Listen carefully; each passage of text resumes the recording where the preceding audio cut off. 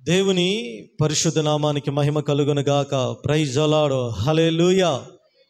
దేవుడు మనల్ని, మన కుటుంబాల్ని గడిచిన కాలం అంతా కాపాడి ఫిబ్రవరి మాసం ఈ చివరి తారీఖులోనికి దేవుడు మనల్ని ప్రవేశపెట్టిన విధానాన్ని బట్టి, ఈ నెలంతా దేవుడు కాపాడిన విధానం బట్టి అందరూ మరోసారి దేవునికి స్తోత్రాలు చెల్లిద్దామా. హల్లెలూయా. కొద్ది నిమిషాలు మనం ఒక దేవుని యొక్క వాక్యాన్ని ధ్యానం చేసుకుందాం. ఫిలిప్పీయులకు రాసిన పత్రిక 4వ అధ్యాయము 6వ వచనాన్ని దయచేసి చదివి సహాయం చేయండి. అపోస్తలుడైన పౌలు ఫిలిప్పీయులకు రాసిన పత్రిక 4వ అధ్యాయము 6వ వచనాన్ని దయచేసి చదివి సహాయం చేయండి. దేనిని గూర్చియు చింతపడకుడి, కానీ ప్రతి విషయంలోనూ ప్రార్థన విజ్ఞాపనల చేత కృతజ్ఞతాపూర్వకముగా మీ విన్నపములు దేవునికి తెలియచేయుడి. అప్పుడు సమస్త జ్ఞానమునకు మించిన దేవుని సమాధానము యేసుక్రీస్తు వలన మీ హృదయములకును మీ తలంపులకును కావలియుండును. Praise the Lord. హల్లెలూయా. మనం ప్రతి నెల మాదిరిగానే ఈ నెల కూడా ఈ రీతిగా ఒక దినము దేవుని మందిరంలో మనము సమర్పించుకొని దేవుడు కాపాడిన విధానం బట్టి మనము దేవుని స్తుతిస్తూ, అలాగే దేవుని యొక్క నడిపింపు కొరకు మనము ప్రతి నెల కూడా ప్రార్థనలో మనం పాల్గొంటూ ఉన్నాం. ఈ రాత్రి దేవుని యొక్క వాక్యంలో మనము చదవబడిన లేఖన భాగంలో గమనించినట్లయితే అపోస్తలుడైన పౌలు ఫిలిప్పీ సంఘానికి తెలియజేస్తున్న మాట ఏంటంటే, దేనిని గురించి మీరు చింతపడకుడి, దేనిని గురించి కూడా మీరు చింతింపకుడి, దేనిని గురించి కూడా మీరు దేనికి కూడా మీరు లోనవు కాకండి. మీరు దేనిని గురించి కూడా చింతపడకుడు, కానీ ప్రతి విషయంలోనూ ప్రార్థన విజ్ఞాపనల చేత కృతజ్ఞతాపూర్వకముగా మీ విన్నపములు దేవునికి తెలియచేయండి. అంటే పౌలు సంఘానికి అనగా దేవుని ప్రజలకి, అంటే మనకి ఆయన తెలియచేస్తున్న మాట ఏంటంటే, మనం ఏ విషయంలో చింతించవలసిన అవసరం లేదు. దేవుడు మన ఎడల ఒక ఉద్దేశాన్ని కలిగి ఉన్నాడు. దేవుడు మన ఎడల ఆయన గొప్ప ప్రణాళికను కలిగి ఉన్నాడు. ఆయన యొక్క కనుదృష్టిలో, ఆయన యొక్క సంకల్పములో, ఆయన చేత పిలువబడిన వారముగా, ఆయన చేత ఏర్పరచబడిన ప్రజలముగా మనం ఉన్నాము. కాబట్టి పౌలు గారు ఫిలిప్పీ సంఘానికి ఆయన బలపరుస్తూ రాయాల్సిన మాట ఏంటంటే, మీరు ఏ విషయంలో కూడా చింతించవలసిన అవసరం లేదు. ఎందుకని? చింత ఏం చేస్తుందంటే మనల్ని దేవుని ఎదగకుండా చేస్తుంది. చింత ఏం చేస్తుందంటే మనల్ని ఆరోగ్యముగా ఉండకుండా చేస్తుంది. చింత ఏం చేస్తుందంటే మన డైలీ లైఫ్లో కానీ మనకి అనేక రకాలుగా మనకి అనారోగ్యాలు కానీ, మనకి ఏదైనా సమస్యలు కానీ, మన జీవితంలో ఏదైనా కొన్ని జరగకపోవడానికి కారణం ఈ చింతే.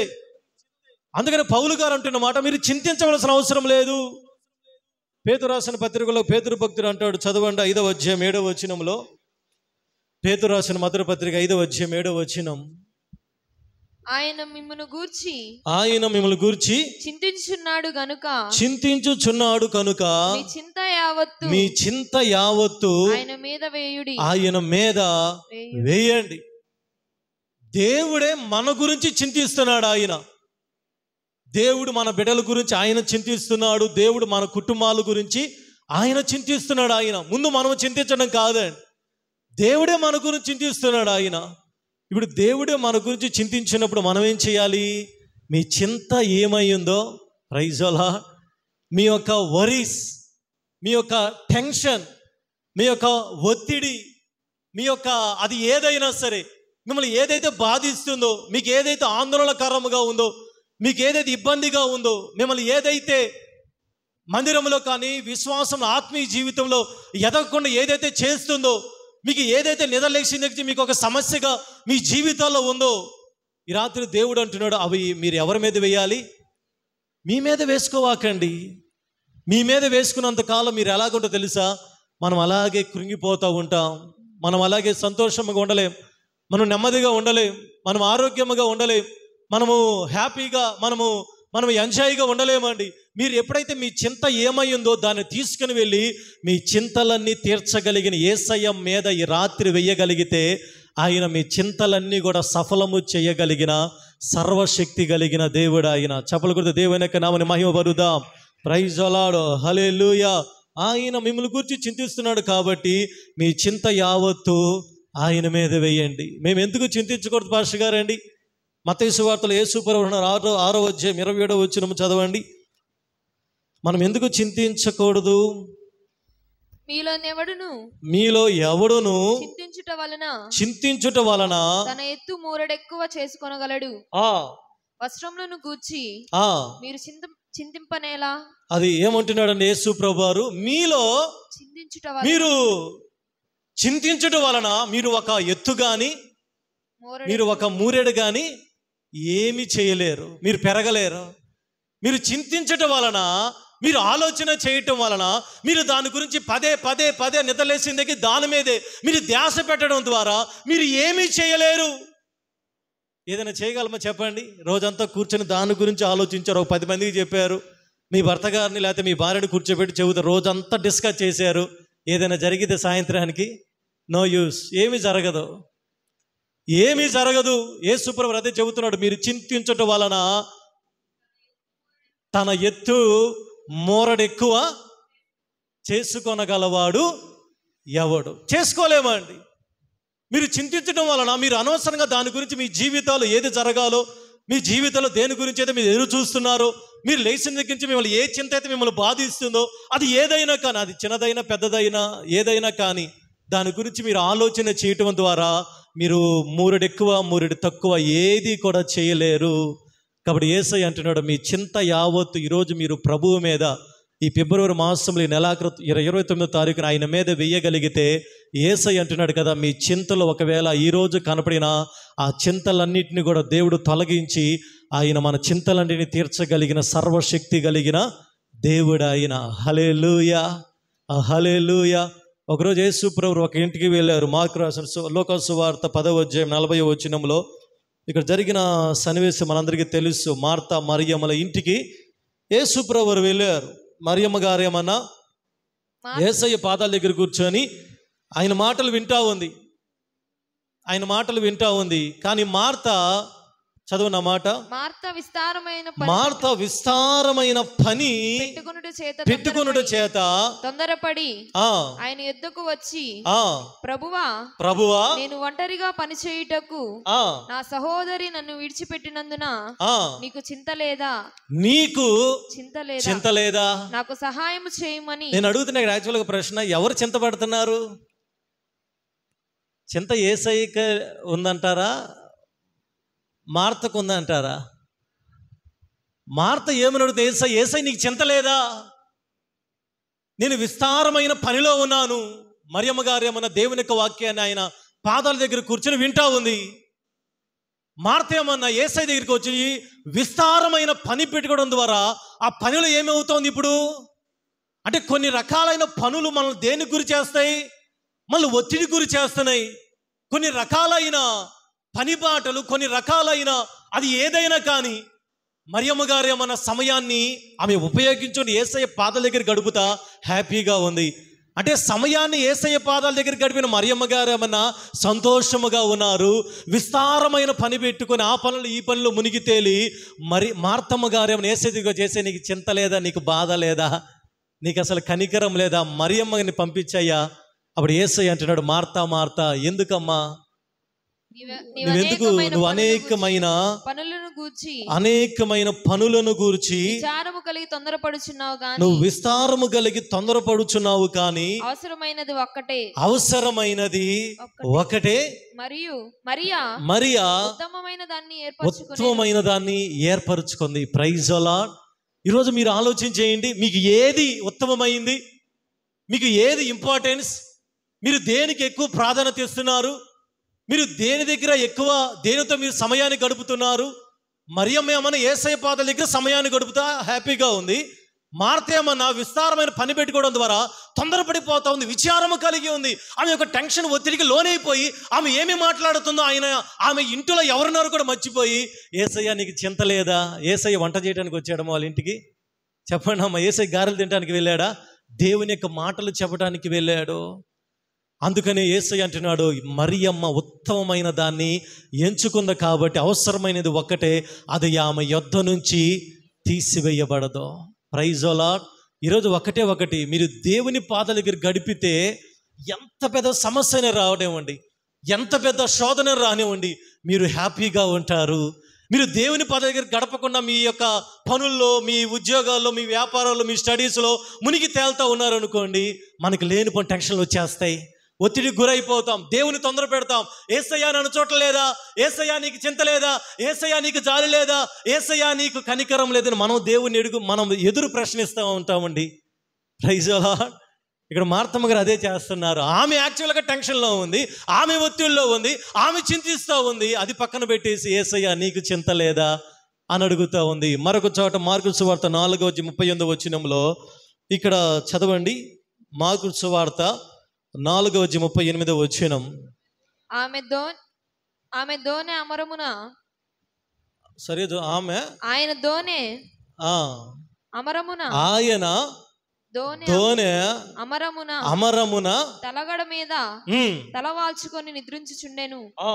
వారాయనను లేపి బోధకుడా నేను మేము నశించిపోవుచున్నాము, నీకు చింత లేదా అని ఆయనను అడిగిరి. ఇక్కడేమన్నా మార్తమ్మ యేసయ్యని అయ్యా నీకు చింత లేదా అని అడుగుతా ఉంది. ఇక్కడేమన్నా శిష్యులు యేసు ప్రభువుతో పాటు ఉండి ఎన్నో అద్భుతాలు చూశారండి. Praise the lord. 5 రొట్టెలు 2 చేపలు పంచిపెడతాం చూశారు, ఎన్నో కార్యాలు చూశారు. అయితే ఒకరోజు యేసు ప్రభువు వాళ్ళని ఎందుకు పరీక్షించడానికి వాళ్ళని బోటు ఎక్కించుకొని, పడవ ఎక్కించుకొని తీసుకుని వెళ్ళాడు. సముద్రం మధ్యలోనికి వెళ్ళారు. ఆ సముద్రం మధ్యలోనికి యేసు ప్రభువు ఆయన ఆ దోణి అమరమున అంటే అడుగు భాగానికి వెళ్ళి ఆయన నిద్రపోతా ఉన్నాడు, తల దిండు మీద. శిష్యులు ఏమైనా పై భాగాన ఉన్నారు. సడన్గా ఏమైపోయిందంటే యేసు నిద్రలోకి జారుకున్నాడు. ఆ యొక్క దోణె ఆ యొక్క అలల చేత ఆ సముద్రం మీద తుఫాను వచ్చేసి ఆ తుఫాను యొక్క అలల దాటికి ఆ వాడ అటు ఇటు కొట్టుకొని పోతా ఉంది. వెంటనే వాళ్ళు చనిపోవడానికి ఇంకా వాళ్ళకి భయం వేస్తూ ఉంది, వాళ్ళు తొందరపడిపోతూ ఉన్నారు. ఈ తొందరలో ఏమైపోయింది తెలుసా, వాళ్ళల్లో యేసయ్య ఉన్నాడన్న సంగతి మర్చిపోయారు. యేసయ్య శక్తి కలిగిన దేవుడని మర్చిపోయి ఇప్పుడు వెళ్ళి ఆయన నిద్రపోతున్నాయని లేపి, యేసయ్య లేయ ఆమె నశించిపోతున్న నీకు చింత లేదా. Praise the lord. మనం ఉంటే అదే స్థానంలో ఏం చేస్తామండి? వాళ్ళు చేయవలసిన పని ఏంటో తెలిసి యాక్చువల్గా యేసయ్య దగ్గరికి వెళ్ళి, యేసయ్య అయ్యా నీకు అధికారం ఉంది కదా, నువ్వు ఉపయోగించానో ఆ యేసయ్యతోనే చెప్పాలి, లేకపోతే మనం దేవుని దగ్గర ఉన్నాము కదా మనకేమీ కాదులే. ఆ 12 మంది శిష్యుల్లో ఒక్క వ్యక్తి కూడా అనలేదండి. వాళ్ళు 12 మంది కూడా వెళ్ళి యేసయ్య నువ్వు నిద్రపోతున్నావు. ఈరోజు చాలామంది కూడా మనకి కొన్నిసార్లు సమస్యలు వస్తే అమ్మో దేవుడు చూడట్లేదేమో, దేవుడు నిద్రపోతున్నాడేమో, దేవుడు చాలా దూరం ఉన్నాడేమో. యోబు అదే అనుకున్నాడండి. తనకు వచ్చిన కష్టకాలంలో దేవుడు నా సమీపన ఉన్నాడు కానీ నేను ఆయనను చూడలేకపోతున్నాను, నా ప్రార్థన ఆయన దగ్గరికి వెళ్ళటం లేదు అని అనుకుంటా ఉన్నాడు. అంటే కొన్నిసార్లు ఏం చేస్తుంటే మనకున్న ఆ యొక్క ఒత్తిడిని బట్టి దేవుడు మనకి ఆ నశించిపోతున్నట్లుగా, మనకేదో అయిపోతున్నట్లుగా దేవుని మనం తొందర పెడతా ఉంటాం. కానీ యేసయ్య అల్ప విశ్వాసులారా నేను ఎంతకాలం మీతో ఉంటాను అని వెంటనే ఆ గాలిని అణిచివేసి ఆ తుఫాను నిమ్మలపరిచిన దేవుడు ఆయన. హల్లెలూయా. యేసు ప్రభువు ఎందుకు నిద్రపోయాడు తెలుసా? నిద్ర వచ్చి కాదండి, నిద్రపోయింది. ఆయన ఎందుకు నిద్రపోయినట్లుగా నటించింది తెలుసా? వారు ఆ తుఫాను అలను చూసినప్పుడు ఎలాగ స్పందిస్తారో, వాళ్ళు ఎలాగ రియాక్ట్ అవుతారో, వాళ్ళు ఎలాగా ఆ ఒత్తిడికి గురవుతారో వాళ్ళు పరిశీలించడానికి, నేను వీరి మధ్యలో ఉన్నాను కదా, నన్ను వీళ్ళు ఎలాగా ఆలోచన చేస్తారు, ధైర్యంగా ఉంటారా లేదా అనే దాన్ని బట్టి ఆయనే సైలెంట్గా ఉన్నాడు. కానీ వాళ్ళేదో ఆ దోణి మీద అలల చేత కప్పబడినప్పుడు యేసయ్య కావాలని నిద్రపోలేదండి. Praise the lord. కొన్నిసార్లు మనకు వచ్చిన కొన్ని అలలు లాంటి శోధనలో కూడా మనం అలాగే అనుకుంటూ ఉంటాం, అమ్మో దేవుడు లేడేమో, అమ్మో దేవుడు నా ప్రార్థన వింటలేదేమో, దేవుడిని ఇంకా గట్టిగా ప్రార్థన చేయాలేమో అని అనుకుంటూ ఉంటాం. కాదండి. Praise the lord. ఏం చేయాలి? దావీదు ఏమన్నాడు 23 కీర్తనలో, గాఢాంధకారపు లోయలో నేను సంచరించినాను, ఏ అపాయానికి భయపడను, నీ దుడ్డు కర్రయు నీ దండము నన్ను ఆదరించును. Praise the lord. నువ్వు ప్రతిరోజు ఇదే చెప్పుకోవాలి.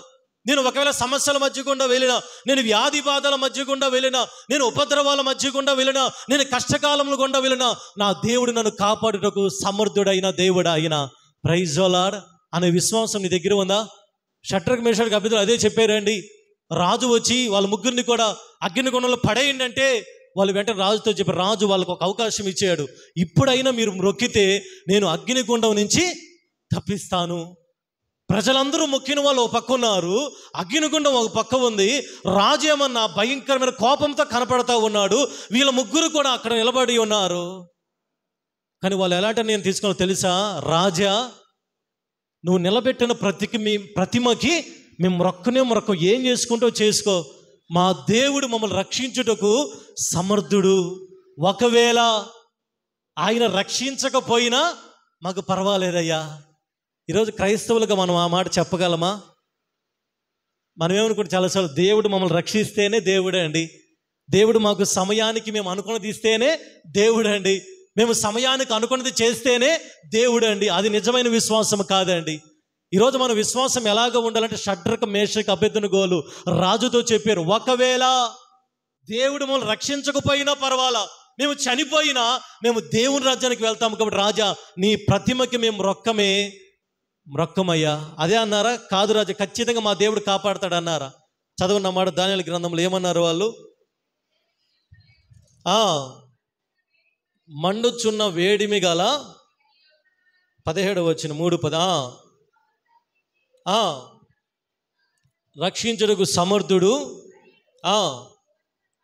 నీ వశ్యమున పడకుండా ఆయన మమ్మల్ని నీ మాట చూడండి, ఒకవేళ ఆయన రక్షించకపోయినను రాజా మీ దేవతలు మేము పూజించం, వాటికి మొక్కమయ్యా. Praise the lord.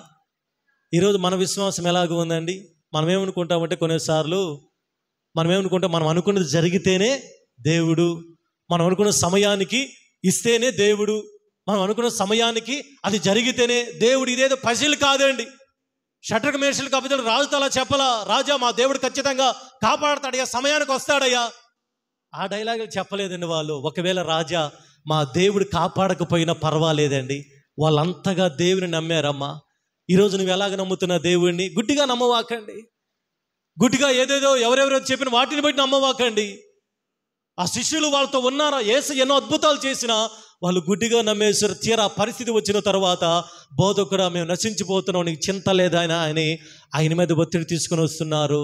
కాబట్టి ఈరోజు ప్రియ దేవుని సంగమా, అందుకని పౌలు అంటున్నాడు కదా, మీరు ఏ విషయంలో కూడా మీరు చింతించకుడి, కానీ మీ చింత 4వ వచనంలో ప్రతి విషయంలోనూ మీ కృతజ్ఞతాపూర్వకముగా ఆయనకి మీ విన్నపాలు తెలియచేయండి. అందులో యేసు ప్రభువు కొండ మీద ప్రసంగంలో ఆయన చెప్పిన మాట మత్తయి సువార్త 6వ అధ్యాయంలో, ఒకసారి మత్తయి సువార్తలోనికి రండి.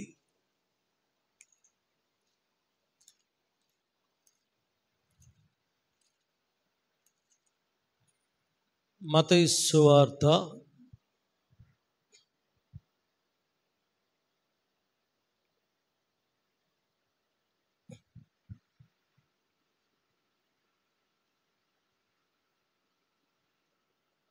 34వ రేపటిని గూర్చి చింతింపకుడి.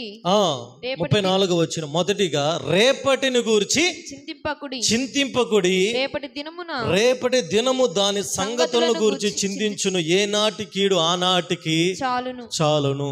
యేసు ప్రభువు చెప్పే రెండు విషయాలు. మొదటిది ఏమన్నా, ప్రతి మనుషులు దేవుని గురించి చింతిస్తారంట. మొదటిగా రేపటిని గురించి, రేపు అనగా ఫ్యూచర్ గురించి, రేపేం జరిగిద్దో, రేపు ఎలాగ ఉండిద్దో, నా ఫ్యూచర్ ఎలాగ ఉండిద్దో, నా భవిష్యత్తు ఎలాగ ఉండిద్దో, నా జీవితం ఎలాగ ఉండిద్దో, ప్రతి ఒక్కరిది ఆలోచన చేస్తాండి ఈరోజు ప్రతి ఒక్కరు కూడా. యేసు ప్రభువు అందుకని రేపటిని గురించి మీరు చింతించబాకండి. అంటే మీ ఫ్యూచర్ గురించి, మీ జీవితంలో ఏది జరగాలో దాని గురించి మీరు చింతించడం అవసరం లేదు. రేపటి గురించి చింతించకూడదు, రేపటి దినము దాని సంగతుల గురించి చింతించును. దైవ ప్రజలుగా ఈరోజు మన ఫ్యూచర్ గురించి ఏమాత్రము బాధపడాల్సిన అవసరం లేదు, భయపడాల్సిన అవసరం లేదండి. కీర్తనకారుడు ఏమని అంటున్నాడు తెలుసా? కీర్తన గ్రంథం 31:15 చదవండి. కీర్తన గ్రంథం 31:15 వచనంలో ఏమనుందంటే, నా కాలగతులు నీ వశములో ఉన్నవి, నా శత్రువుల చేతిలో నుండి నన్ను రక్షింపుము. ఏమన్నాడు ఇక్కడ కీర్తనకారుడు?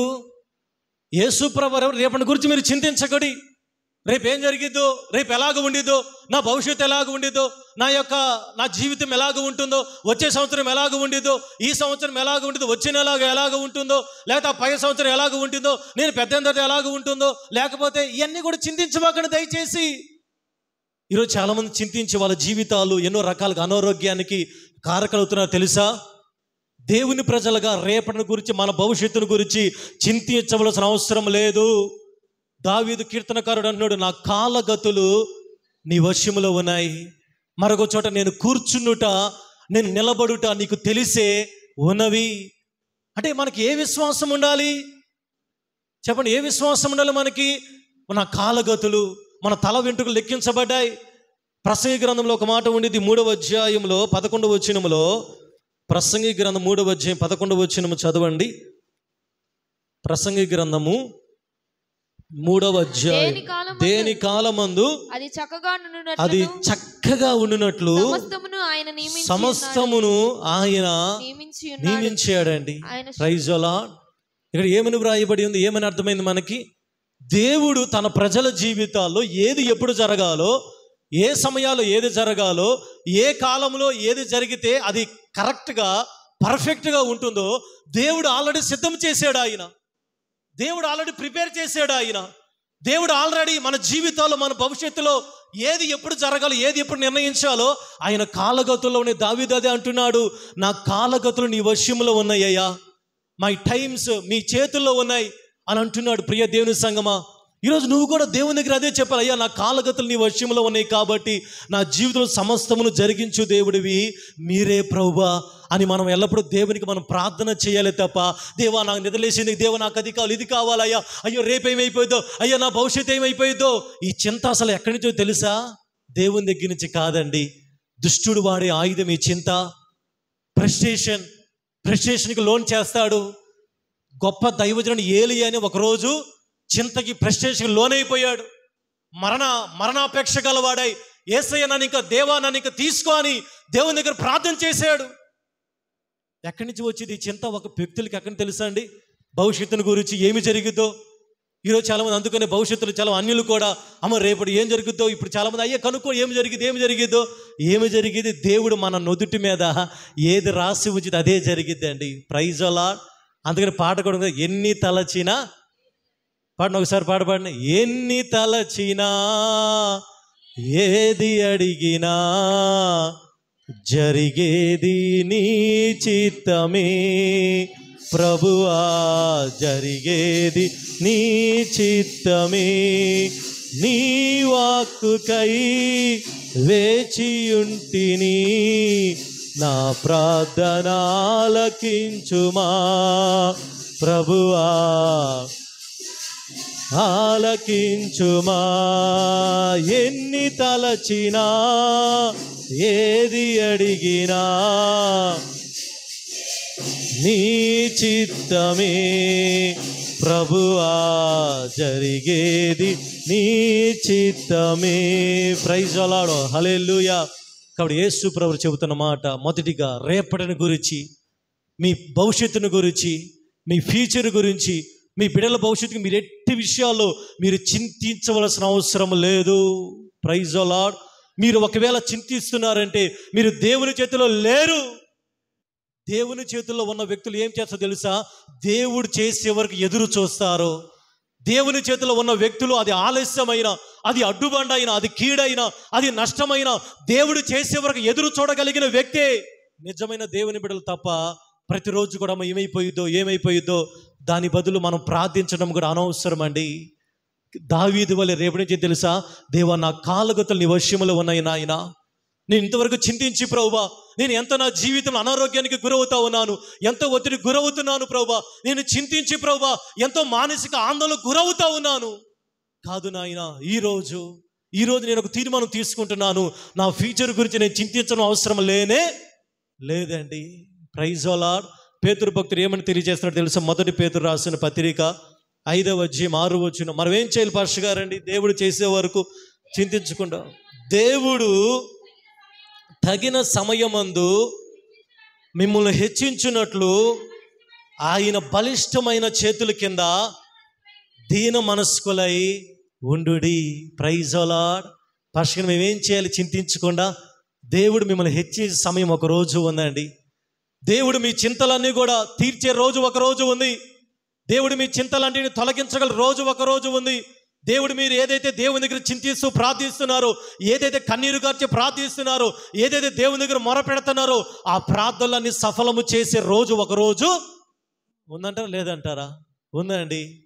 అయితే దేవుడు అంటున్నాడు కదా పేతురు పత్రికలో, దేవుడు తగిన సమయంలో మిమ్మల్ని హెచ్చించున్నట్లు ఆయన బలిష్టమైన చేతుల కింద దీన మనస్కులై అణిగి మణిగి ఉండండి. Praise the lord. ఏం చేయాలండి?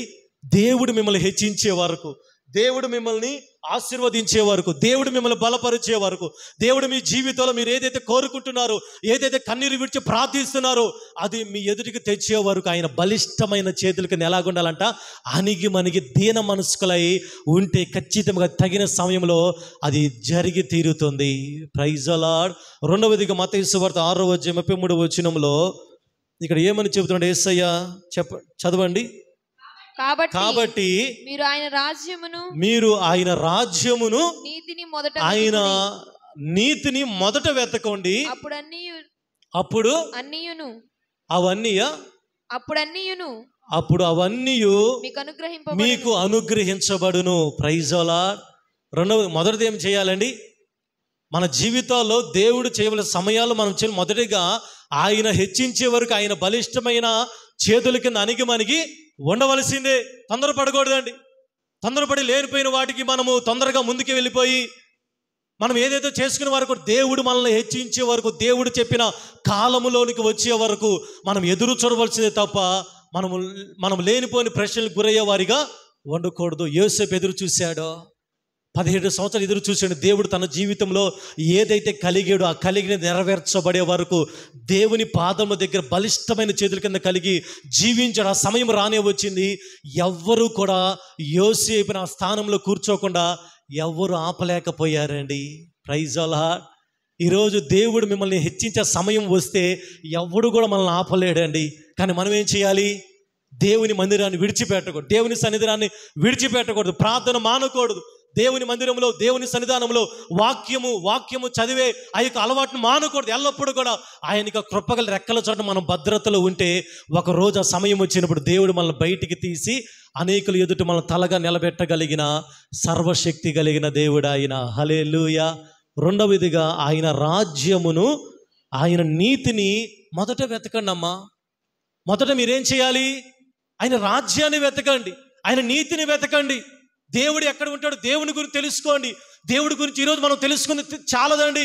ఈరోజు మనం ఏం చేస్తున్నాం? నాకు తెలిసింది ఇంతేగా, అయినా మాకు అన్నీ తెలిసండి అని చెబుతున్నాం. నో, మనకి ఇంతవరకు తెలిసినా సముద్రం దగ్గర ఒక నీరు బొట్టుతో సమానం అండి. నీరు బొట్టుతో సమానం. ఏమీ తెలుసా మనకు దేవుని గురించి? నాకు దేవునికి అన్నీ తెలుసు అంటే అదంతా అబద్ధమేనండి. దేవుని గురించి ఇంతవరకు ఎవరికి పూర్తిగా తెలియలేదు తెలుసా? మొదట ఆయన రాజ్యాన్ని వెతకండి, ఆయన నీతిని వెతకండి. ఆయన నీతిని, రాజ్యాన్ని మీరు ఎప్పుడైతే మొదట వెతుకుతారో ఆటోమేటిక్గా అవన్నీ ఏమవుతాయి అంట? మీ వెంట వస్తాయి. ఇంగ్లీష్ బైబిల్లో దీనికి ట్రాన్స్లేషన్ ఏమనిదంటే, మీరు ఆటోమేటిక్గా దేవుళ్ళు కొనసాగుతూ ఉంటే మీరు దేవుడి సన్నిధి ఏది తెలుసో మీ వెనక అవన్నీ కూడా వస్తాయి. Praise the lord. English Bible ఈ రీతిగా ఉందనమాట. మీరు దేవుని చిత్తంలో ఉండి దేవుని చిత్త ప్రకారమే జీవిస్తూ ఉంటే ఆటోమేటిక్గా మీరు దేవుని దగ్గర ఏది ప్రార్థించడం అవసరం లేదు. అవన్నీ కూడా మీ వెనక మిమ్మల్ని ఫాలో అవుతాయండి. ఎప్పుడు? మీరు దేవుని రాజ్యమును, దేవుని నీతిని వెతికినప్పుడు. దేవుని రాజ్యాన్ని వెతుకుతున్నారా? దేవుని నీతిని వెతుకుతున్నారా? దేవుని రాజ్యాన్ని మనం వెతికి, దేవుని నీతిని వెతికి ఆయన బలిష్టమైన చేతుల కింద అణిగి మణిగి ఉంటే ఆయన కాలగతులు, ఆయన అనుకున్న సమయంలో మన జీవితంలో ఖచ్చితంగా చేసి తీరతాడు. Praise the lord. కాబట్టి ఈరోజు మొదటిగా యేసయ్య అంటున్న మాట, రేపటిని గురించి, మీ ఫ్యూచర్ గురించి మీరు చింతించడం అవసరం లేదు. చింతిస్తున్నారు ఒకవేళ, అమ్మ ఏం జరిగిద్దో, 2025 సంవత్సరం ఏం జరిగిద్దో, 2020 సంవత్సరం ఏం జరిగిద్దో, ప్రపంచంలో ఏదో జరుగు అనుకున్నారు కదా, చింతించవాకండి. యేసయ్య అంటారు, మీరు నా చేతిలో ఉన్నారా? హల్లెలూయా. మీరు నా చేతిలో ఉన్నారు. కాబట్టి రెండవదిగా అదే మత్తయి సువార్త 6:25 చదవండి. మొదటిగా రేపటి గురించి, మన భవిష్యత్తుని గురించి మనం చింతించడం అవసరం లేదు. రెండవదిగా అదే మత్తయి సువార్త 6:25 చదవండి. అందువలన నేను మీతో చెప్పున్నదేమనగా, ఏమి తిందుమో ఏమి త్రాగుదుమో అని మీ ప్రాణమును గూర్చి అయినను, ఏమి ధరించుకుందుమో అని మీ దేహమును గూర్చి అయినను చింతింపకుడి. చాలండి. ఏమన్నా రెండవదిగా, మొదటిది ఏమన్నా మీ భవిష్యత్తు గురించి చింతించవాకండి. మీ మీ మీ యొక్క జీవితంలో, మీ యొక్క వయస్సులో, మీ యొక్క కుటుంబంలో కానీ, మీ బిడ్డల జీవితంలో కానీ రేపటి గురించి, భవిష్యత్తు గురించి చింతించవాకండి. రెండవదిగా దేని గురించి చెబుతున్నాడండి? మీ ప్రాణమును గూర్చి అయినను, మీ భోజనము గూర్చి అయినను, మీ వస్త్రముల గూర్చి అయినను, అనగా మీరు వాటి గురించి చింతించవలసిన అవసరం లేదు.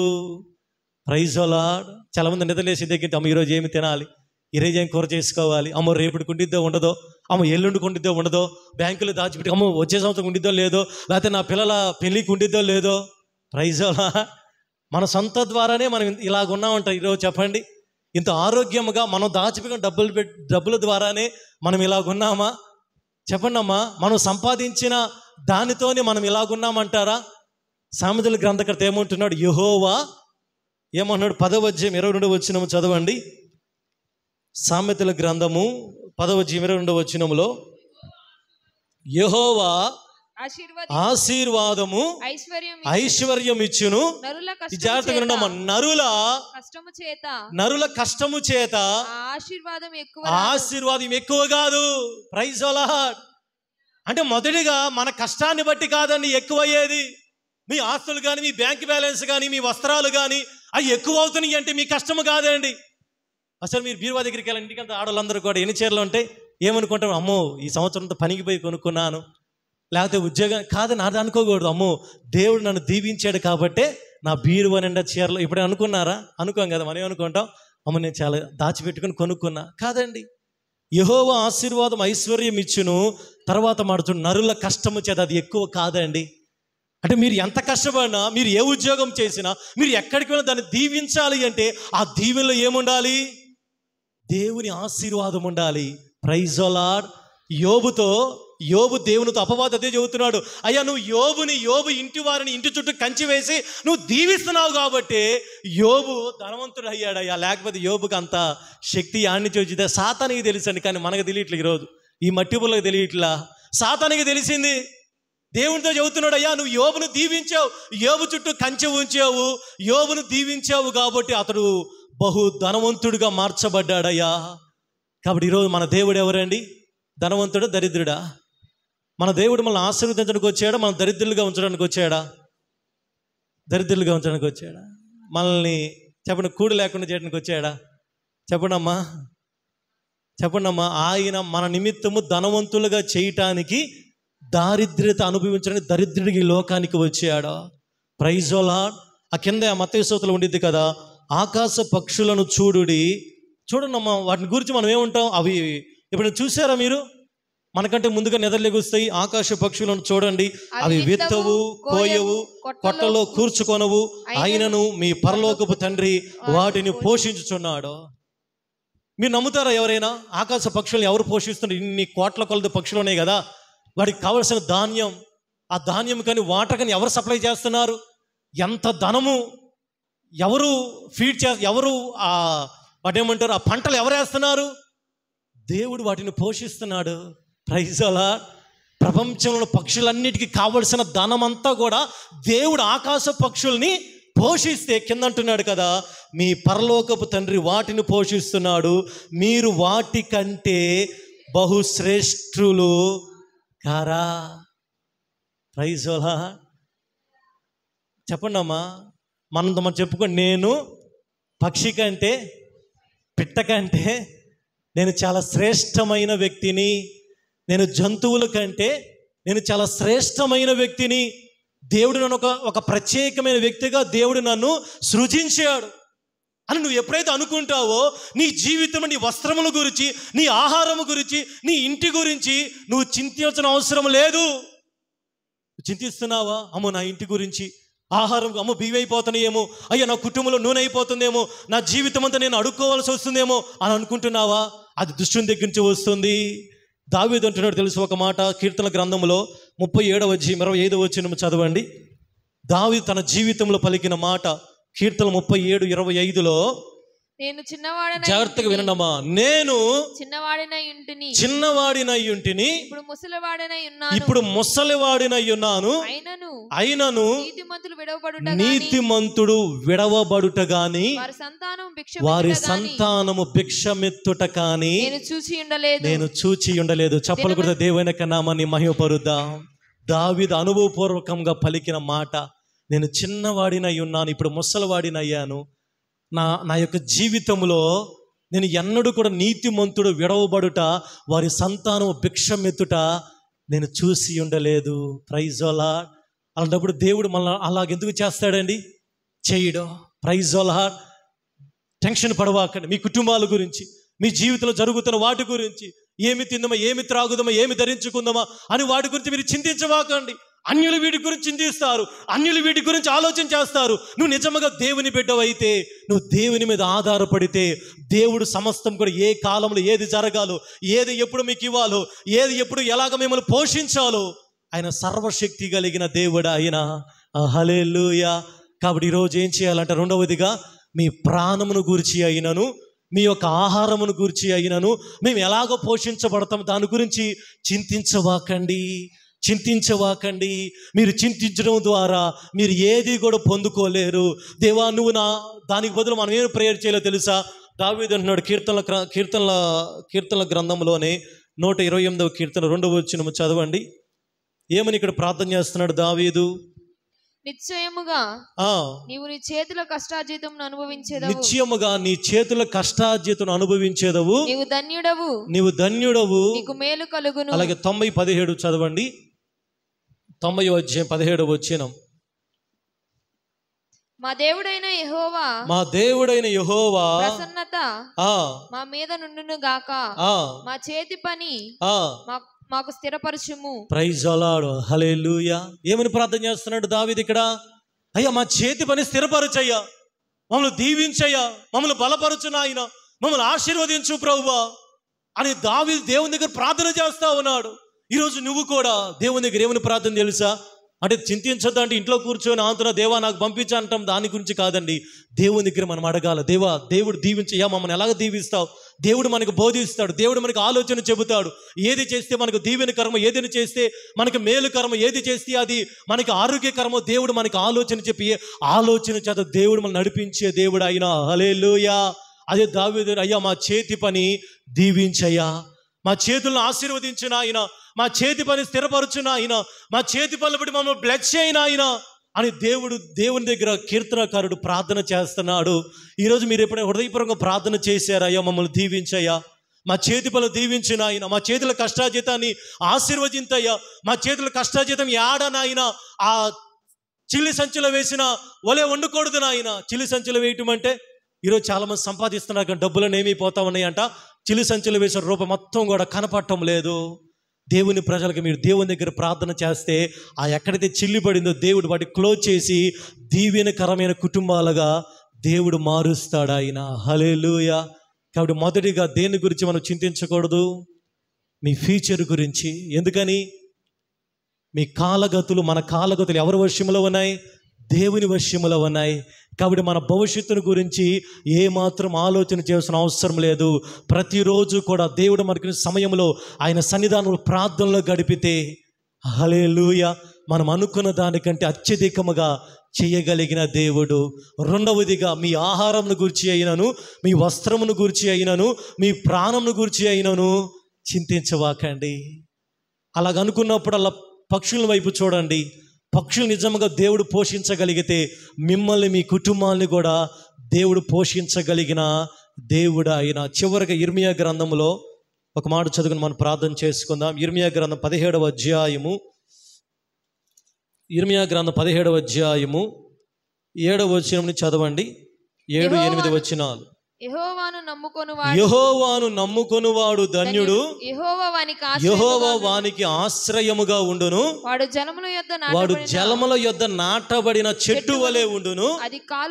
అది కాలువల ఓరను, దాని వేళ్ళు తన్నును, వెట్ట కలిగినను దానికి భయపడదు. దాని ఆకు పచ్చగా నుండును. వర్షము లేని సంవత్సరమున చింత నొందదు, కాపు మానదు. Praise the lord. చివరిగా ఎవరికి చింత నొందరో తెలుసా? ఎవరు చింతించుకుంటా ఉండరో తెలుసా? ఎవరు చింత లేకుండా జీవిస్తారో తెలుసా?